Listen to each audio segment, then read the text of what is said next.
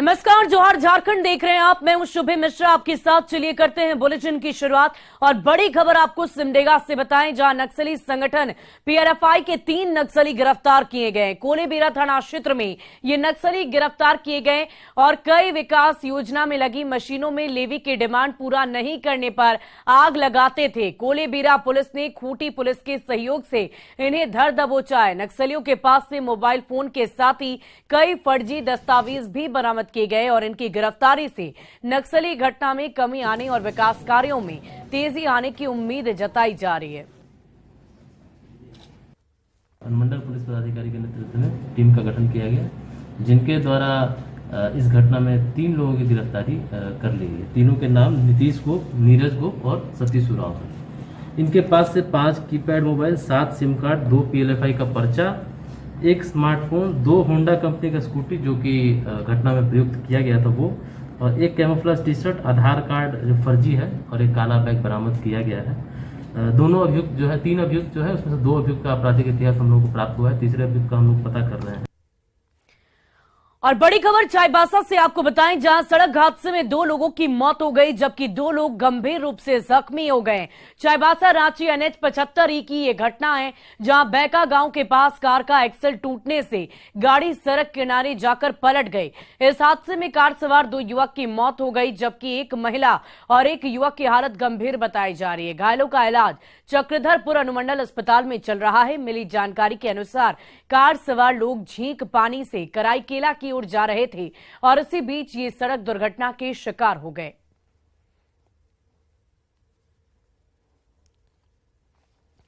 और बड़ी खबर राजधानी रांची से, जहां रातू थाने परिसर में आज सुबह अगलगी की वारदात हुई और इस घटना में थाना परिसर में रखी गाड़ियां धू धू कर जलने लगी। अगलगी पर काबू पाने के लिए पुलिसकर्मियों के साथ ही स्थानीय लोग भी जुट गए और पानी के साथ बालू फेंककर आग बुझाने की पूरी मुकम्मल कोशिश की गई, लेकिन आग इतनी भयावह थी कि सारे प्रयास नाकाफी साबित हुए।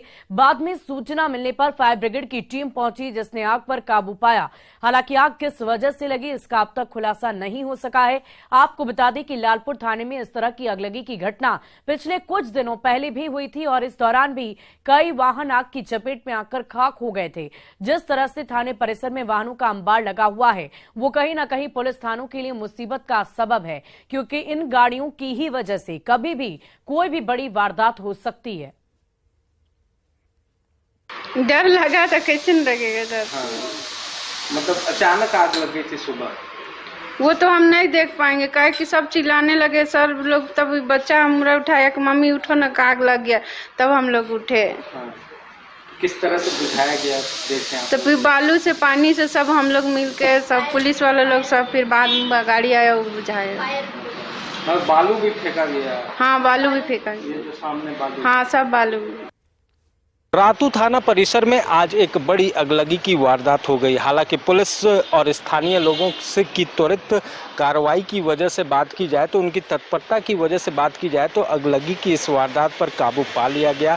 हालांकि कोई बड़ी घटना नहीं हुई और इस अगलगी की घटना में कोई हताहत नहीं हुआ, लेकिन जो थाना परिसर में रखे हुए जब्त वाहन थे, उसमें कई वाहन जो हैं वो आग की चपेटे में आ गए और वो पूरी तरह से जलकर खाक हो गए। देख सकते हैं इन वाहनों की क्या स्थिति है इस वक्त। जो आग लगी की निशान है वो भी यहाँ पर मौजूद हैं, जिससे कि ये पता चल रहा है कि किस तरह से ये भयावह आग लगी थी।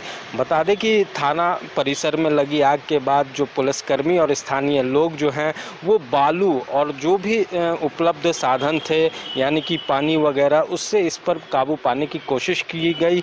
अभी भी बालू जो है वो गाड़ियों के अंदर बाहर हर तरफ मौजूद है, जो बताता है कि किस तरह से बालू वगैरह फेंक कर आग पर काबू पाने का प्रयास किया गया। वहीं उसके बाद फायर ब्रिगेड को भी इसकी जानकारी दी गई और मौके पर फायर ब्रिगेड के वाहनों ने पहुंचकर आग पर पूरी तरह से काबू पाया। बता दें कि इससे पूर्व भी लालपुर जो थाना है उसके परिसर में भी जब्त वाहनों में आग लगी थी और कई वाहन वहां भी जलकर खाक हो गए थे। तो एक तरह से कहा जाए तो पुलिस के लिए और जो थाना परिसर है उसके लिए ये जब्त वाहन चुनौती का सबब है। ऐसे में ज़रूरी है कि इस पर जल्द से जल्द कार्रवाई की जाए, क्योंकि कभी भी कोई बड़ा हादसा थाना परिसर में देखने को मिल सकता है। रांची से न्यूज़ 18 के लिए ओम प्रकाश।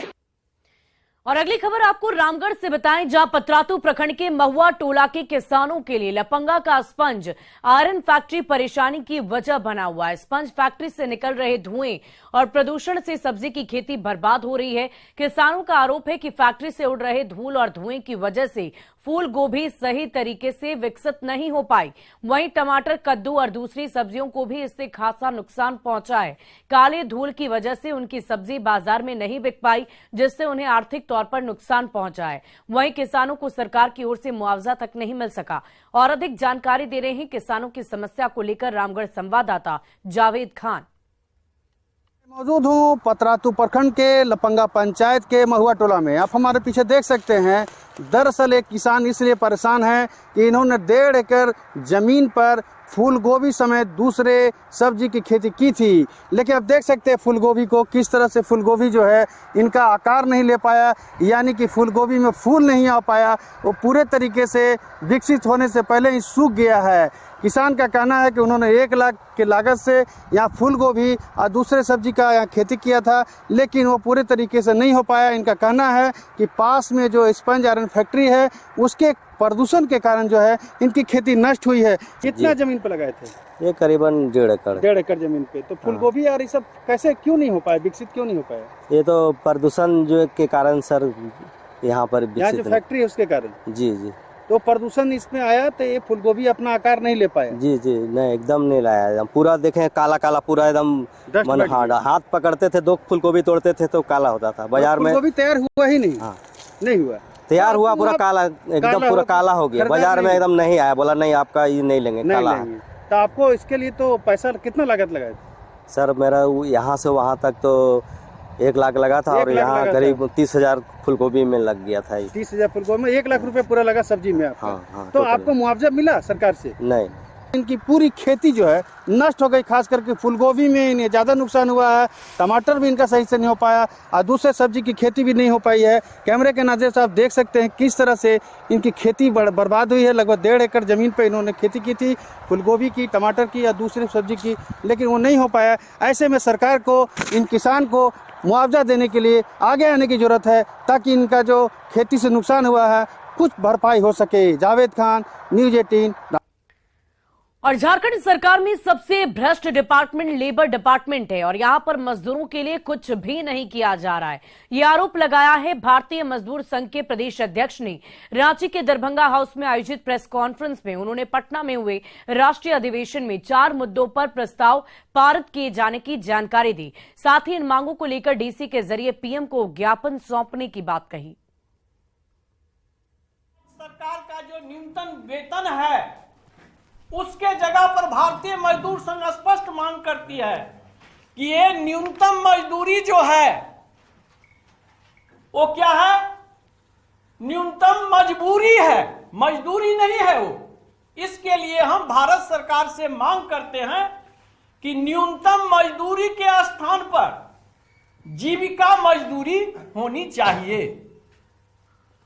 और आज अक्षय तृतीया के मौके पर देवघर के बाबा मंदिर में श्रद्धालुओं की भारी भीड़ उमड़ रही है। मान्यता है कि आज के दिन किए गए काम और दान पुण्य कभी क्षय नहीं होते। वहीं आज के खास मौके पर बाबा धाम में मांगलिक कार्यों के साथ ही उपनयन और घड़ा दान के लिए श्रद्धालु पहुंच रहे हैं। अक्षय तृतीया के मौके पर देवघर के बाबा मंदिर में विशेष आयोजन किया जा रहा है।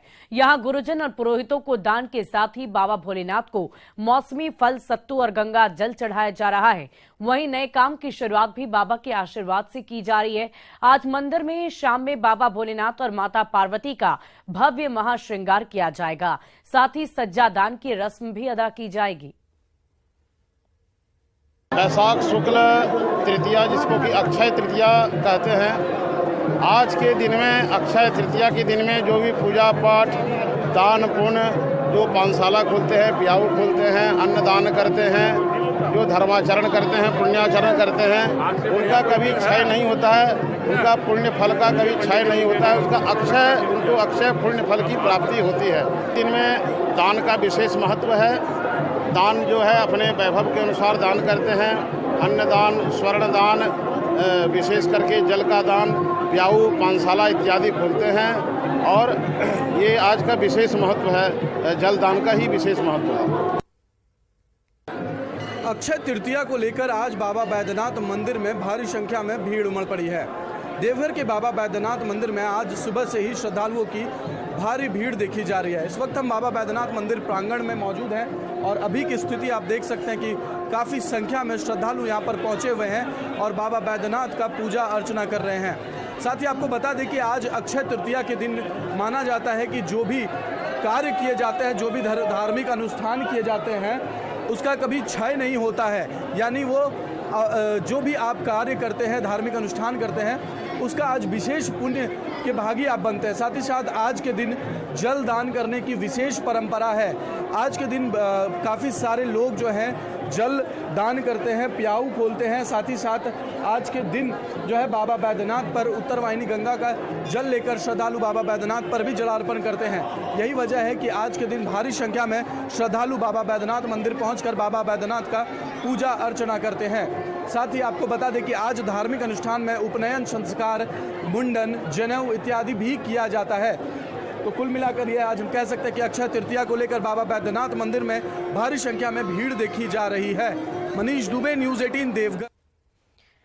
और देखिए, झारखंड के आईएएस अधिकारी छवि रंजन को ईडी ने जमीन की कथित अवैध बिक्री से जुड़े मनी लॉन्ड्रिंग के मामले में पूछताछ के लिए समन भेजा है। ईडी ने छवि रंजन को 24 अप्रैल को पेश होने को कहा है और इससे पहले ईडी ने उन्हें 21 अप्रैल को शाम 4 बजे तक उसके रांची स्थित क्षेत्रीय कार्यालय में पेश होने के लिए कहा था, लेकिन छवि रंजन ईडी के सामने पेश नहीं हुए। आईएएस छवि रंजन के वकील ने कहा कि वो शनिवार शाम को झारखंड की राजधानी रांची लौट आएंगे और इसीलिए उन्हें नई तारीख का समन दिया जाए। आपको बता दें कि छवि रंजन 2011 बैच के भारतीय प्रशासनिक सेवा के अधिकारी हैं। ईडी ने 13 अप्रैल को आईएएस अधिकारी से संक्षिप्त पूछताछ की थी, जब इस मामले में झारखंड, बिहार और पश्चिम बंगाल में उनके साथ अन्य लोगों के ठिकानों पर छापेमारी की गई। छवि रंजन पर जाली कागजात बनाने का आरोप है।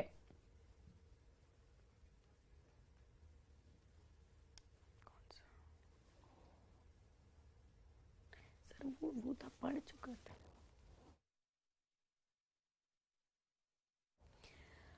हजारीबाग में मैकेनिकल इंजीनियर से किसान बने महेंद्र मेहता आज दूसरे किसानों के लिए मिसाल बन चुके हैं। कोविड काल में इंजीनियरिंग की नौकरी छोड़कर उन्होंने खेती का प्रशिक्षण लिया और आज करीब 50 एकड़ जमीन को लीज पर लेकर सफल खेती कर रहे हैं। आज वो इंटरक्रॉप विधि से खेती कर रहे हैं, जिसमें केले के साथ तरबूज की खेती की जा रही है, ताकि अगर किसी एक फसल को नुकसान पहुंचता है तो फिर दूसरी फसल से लागत निकल जाए। इंजीनियर था, जॉब छोड़ के आया, फिर एग्रीकल्चर में घुसा और ये फार्मिंग मेरे शुरू हुआ। तो इसमें पहले तो मैं हॉर्टिकल्चर में ज़्यादा ध्यान देता था, फार्मिंग शुरू किया जिसमें मल्च आ गया, ड्रिप आ गया और फिर अब नेक्स्ट ईयर हम लोग प्लानिंग किए हैं कि लो टनल फार्मिंग किया जाए ताकि अगेती खेती किया जाए, जिससे थोड़ा सा रेट अच्छा मिले और रेट अच्छा मिलेगा तो फिर खेती करने मज़ा भी। 10 एकड़ में किए हुए हैं और रिजल्ट भी ठीक है।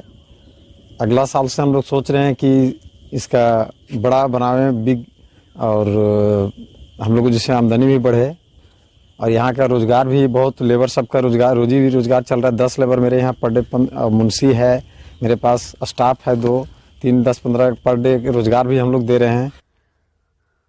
और गढ़वा नगर परिषद क्षेत्र में इन दिनों भीषण गर्मी पड़ रही है। वहीं पठारी इलाका होने की वजह से गर्मी के दिनों में भू जल स्तर काफी नीचे चला गया है। ऐसे में गली मोहल्लों में पानी की भीषण किल्लत हो गई है। वाटर लेवल मेंटेन रखने के लिए गढ़वा नगर परिषद की ओर से वाटर हार्वेस्टिंग को जरूरी कर दिया गया है। ये नियम सरकारी हो या गैर सरकारी, सभी भवनों के लिए अनिवार्य कर दिया गया है। साथ ही इसका पालन नहीं करने वालों पर 1.5 गुना होल्डिंग टैक्स लगाने के निर्देश जारी किए गए हैं। निहायत ही जरूरी, भोजन एक टाइम का कम खाएं, लेकिन वाटर हार्वेस्टिंग जरूर बनाएं। इसके लिए सरकार कम से कम हमारे सामाजिक रूप से जो जुड़े कार्यकर्ता हैं, साथ ही साथ जो मकान बना रहे हैं, नए मकान बना रहे हैं, उनके लिए तो अत्यंत आवश्यक है। जिस तरह से बोरिंग के काम सबसे पहले लेआउट के बाद होता है, घर में सबसे पहले शौचालय का टंकी खोदा जाता है, उसी तरह अब नए मकान में कम से कम रिक्वेस्ट है, आग्रह है कि अगर गढ़वा में भविष्य में अगर जीवन यापन करना है, यहाँ के जीव को बचाना है, तो वाटर हार्वेस्टिंग के लिए हमें गृह निर्माण के समय ही करना चाहिए। देखिए, वाटर हार्वेस्टिंग के लिए हम लोगों ने प्रपोजल तैयार करके सरकार को भेजा था कि जितनी भी सरकारी बिल्डिंग्स हैं उसका हम लोगों ने सैंक्शन करा के मंगा लिया है, उसका टेंडर भी कर दिया है। बाकी जहाँ तक प्राइवेट बिल्डिंग्स हैं जितने जगह पर, उन लोगों को दिया गया है कि आप नहीं दे रहे हैं तो हर साल आपको होल्डिंग टैक्स में एक्स्ट्रा फाइन लग रहा है वाटर हार्वेस्टिंग के लिए, कि वाटर रिचार्ज हो, वर्षा का पानी को हम लोग सेव करें, रिचार्ज करें कि पीने के पानी का दिक्कत नहीं है। और पृथ्वी दिवस के मौके पर आप भी दीजिए अपना योगदान। न्यूज 18 की मुहिम इंडिया पेड़ लगाओ से जुड़िए, एक पेड़ लगाइए और पेड़ के साथ अपनी तस्वीर सेल्फी यानी कि ट्रीफी लीजिए और अपनी ट्रीफी #News18 ट्रीफी के साथ अपने सोशल मीडिया अकाउंट पर जरूर अपलोड कीजिए। इस मुहिम में हिस्सा लेकर आप आकर्षक इनाम भी जीत सकते हैं। पार्टिसिपेट करने के लिए 9990898918 पर मिस्ड कॉल दें और हमारी इस मुहिम से जरूर जुड़ें। शर्तों लागू। ये है मैंगो ट्री, ये आपको फल देगा 8 साल में। ये है ऑरेंज ट्री, ये आपको फल देगा 5 साल में। पर ये आपको फल देगा बहुत जल्द। जी हाँ, क्योंकि ये है ट्रीफी। आप भी लीजिए ट्रीफी पेड़ लगाकर और उसे अपलोड करें #News18 ट्रीफी के साथ अपने सोशल मीडिया हैंडल पर। इस वर्ल्ड अर्थ डे पर बनिए न्यूज 18 की मुहिम इंडिया पेड़ लगाओ का हिस्सा। दीजिए इस नंबर पर मिस कॉल 9990898918 और जीतिए आकर्षक इनाम सिर्फ न्यूज 18 बिहार झारखंड के साथ। और फिलहाल इस बुलेटिन में अभी के लिए बस